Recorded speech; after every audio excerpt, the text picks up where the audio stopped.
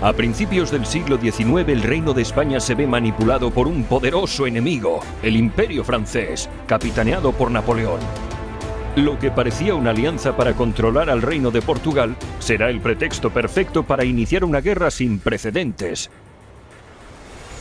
Un tratado que sentenciará de muerte a todo un país, un ambicioso ministro que traicionará a sus compatriotas, un motín sin precedentes y un plan secreto para reemplazar al rey que desencadenará un sinfín de abdicaciones.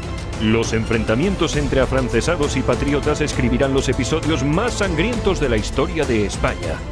Una batalla en Madrid que dejará dibujados los desastres de la guerra y un pueblo dispuesto a luchar hasta la muerte. 500.000 muertos en el campo de batalla. Una guerra que finiquitará por completo el antiguo régimen y dará la bienvenida al liberalismo. Una guerra que traerá un nuevo rey y expulsará al imperio francés. La Guerra de la Independencia Española.